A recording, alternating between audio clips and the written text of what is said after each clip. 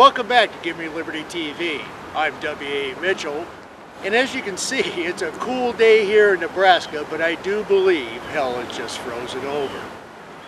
Why? Because on December 21st, 2009, in the dead of the night, behind locked doors, at 1 o'clock in the morning, the Senate voted to advance the Senate health care bill. Did Nebraska Senator Ben Nelson act creatively by supporting this bill? That call is yours. After Senator Nelson, in fact, told us that he was going to support this bill, almost 2,000 Nebraskans gathered in Omaha at a rally to voice their disapproval of the Senate health care bill.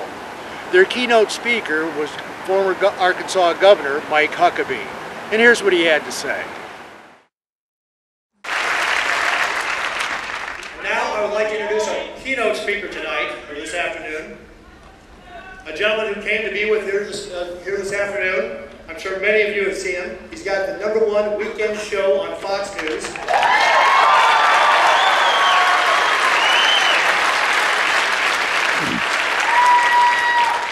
Oddly enough, the show is named Huckabee. Governor Huckabee has been fighting for the rights of every American, including the unborn. Let me introduce to you, because it's my privilege and honor and pleasure to bring out Governor Huckabee, the former governor of Arkansas and the winner of the Iowa caucus.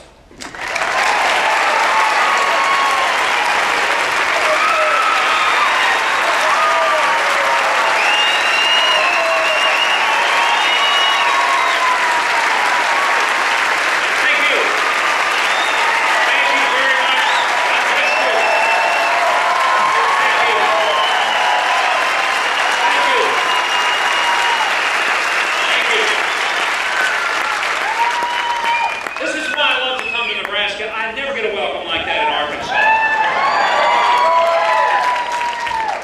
I am so grateful. This is an amazing turnout of people in a very, very short period of time to come forth and to allow their voices to be heard from here all the way to a snow-packed Washington, D.C. And yet,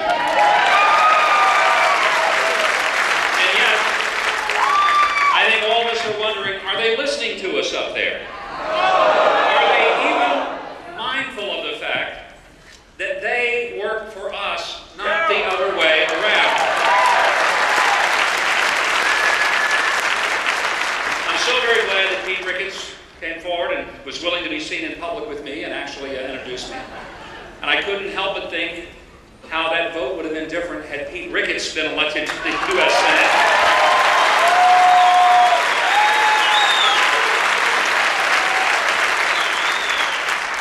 I'm certainly not pretending to be here today as a fellow citizen of Nebraska, but I have been a colleague of the past 3 governors of your wonderful state. And I've enjoyed a relationship with all of them, including Ben Nelson. Mike Johans is a very close personal friend. He and his wife Stephanie and my wife Janet and I have been dear friends for a long time. And Governor Heineman and I also have been colleagues and friends. And I feel like that the cultures of Nebraska and Arkansas are very, very similar. And I know that you have had a profound disappointment in the vote that Senator Nelson announced yesterday. And I want you to know that I share the disappointment, but not just because it's a Nebraska vote, because it was not. That vote is reverberating all across America. And that vote will have an impact all across America. The question is not whether you can just reverse the vote. I don't give up in hope that it could be. After all, he reversed it once, he could reverse it again. In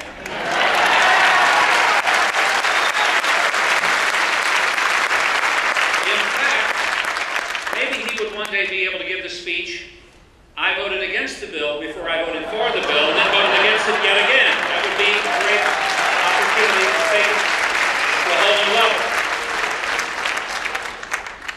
But I came here today, and I just flew in from New York, and I wanted to be here because I think that this is a very pivotal moment in American history for this reason. For almost a year, this president and the Congress have continued to use two words over and over and over again. Here were the words: historic, unprecedented. Historic, unprecedented. It was either a historic mess they inherited or an unprecedented opportunity to change it.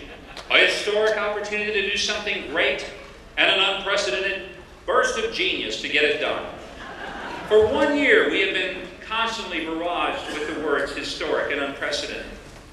And in many ways, I must concur that if, in fact, here, the week of Christmas, while Americans are trying to think about things other than what their politicians are doing to them, and trying to think about what the Lord did for them, if in the midst of that,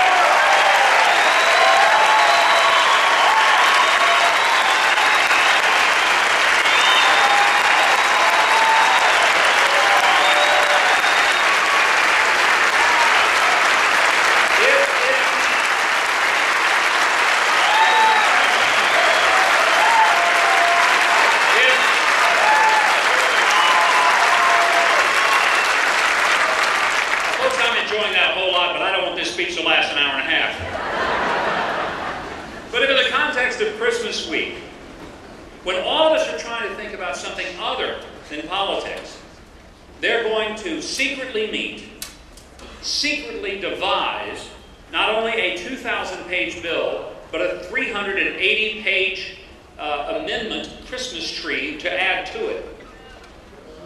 And we're supposed to just sit back and sing Christmas carols and have a nice warm fireplace time with our families.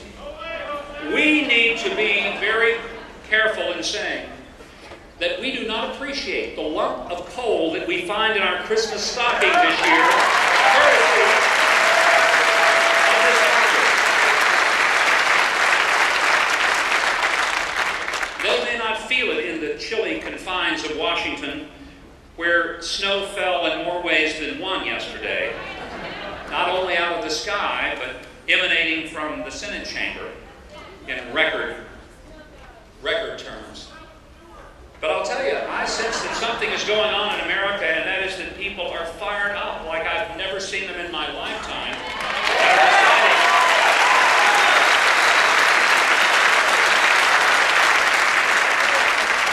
That if the members of this Congress will not pay attention to the people who elected them, who hired them, and who have the right to fire them, then the people of this country will next year remind them who they worked for when they